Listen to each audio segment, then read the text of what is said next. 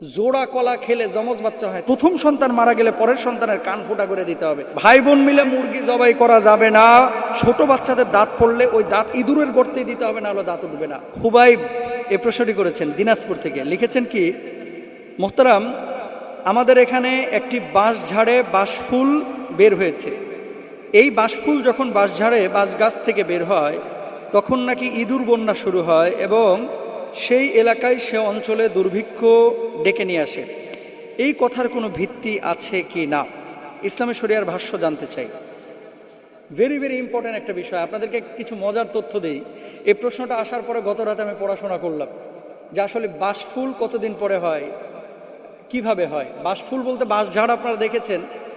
এই বাঁশঝাড়ে যারা উদ্ভিদ বিজ্ঞানী তারা বলতেছে বাঁশঝাড়ে বাঁশফুল প্রতি বছর দেয় না, কখনো কখনো 36 বছর পর একটা বাঁশঝাড়ে বা বাঁশ গাছে বাঁশফুল আসে।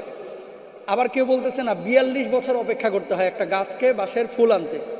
আবার উদ্ভিদ বিজ্ঞানী কেউ কেউ বলতেছে 52 বছর অপেক্ষা করতে হয়। তার মানে আপনার বয়সের চাইতে আমার বয়সের চাইতে একটা বাঁশঝাড় অনেক বেশি হায়াত পায়। 126 বছর, 27 বছর, 40 বছর পর্যন্ত এই বাঁশ গাছ বেঁচে থাকতে পারে, নষ্ট হয় না। তবে মরে কখন? যখন কোনো বাঁশ গাছ থেকে এই বাঁশফুল বের হয়। বাঁশফুল বের হওয়ার পরে বীজ বের হয়, এই বীজ বের হওয়ার 3-4 বছরের মধ্যে ওই বাঁশ গাছটা মারা যায়। কিন্তু যতদিন বাঁশ গাছে থেকে বাঁশ ফুল বের না হবে ততদিন পর্যন্ত ওই বাঁশ গাছ মরে না। এটা আল্লাহ সুবহানাহু ওয়া তাআলার ইশারা।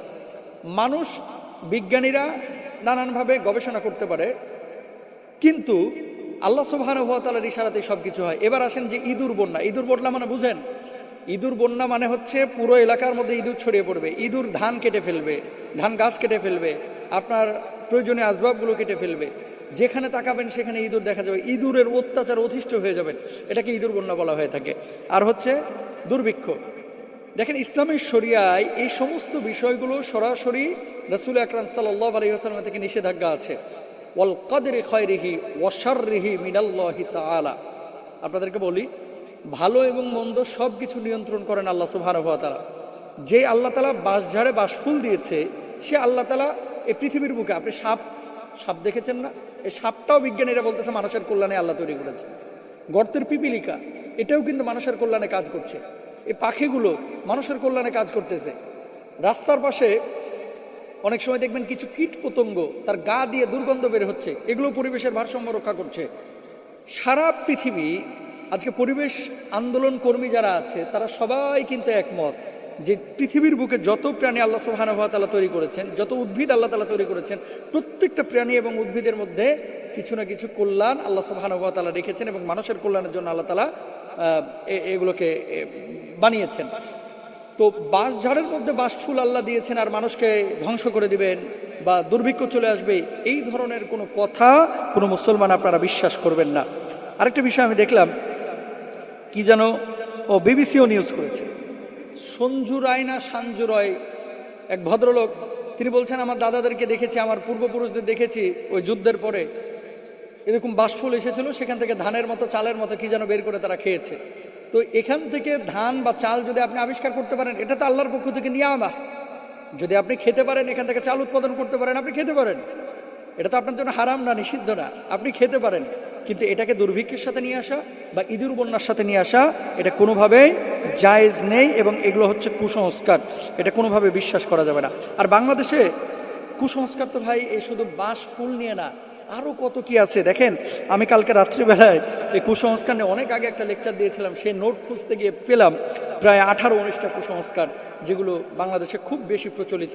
আপনাদের সামনে সচেতনতার জন্য আমি তুলে ধরছি। আগে সবাই জোরে সোরে একবার নাউজুবিল্লাহ বলেন। 1 নাম্বার, পরীক্ষার দিন বলে যে খবরদার সকালবেলায় কোনো ডিম খাইস না। যদি পরীক্ষার দিন কেউ আন্ডা খাস, ডিম খাস, তাহলে গুল্লা পাইবি পরীক্ষার হলে। কুসংস্কার, বিশ্বাস করা যাবে না। 2 নাম্বার, নতুন বউকে কোলে করে ঘরে আনতে হবে। নতুন বউকে, অনেক সময় দেখবেন যে দুলাভাইরা শালার বউকে কোলে করে নিয়ে বাস ঘরের মধ্যে ঢুকতেছে, হারাম, ইসলাম এটাকে অনুমোদন করে না। 3 নাম্বার, দোকানের প্রথম কাস্টমারকে ফেরত দিতে নাই। 4 নাম্বার, নতুন বউকে শ্বশুর বাড়িতে নরম স্থানে বসতে দিলে বউয়ের মেজাজও নরম হয়। নরম স্থানে বসতে দিলে বউয়ের মেজাজ নরম হয়।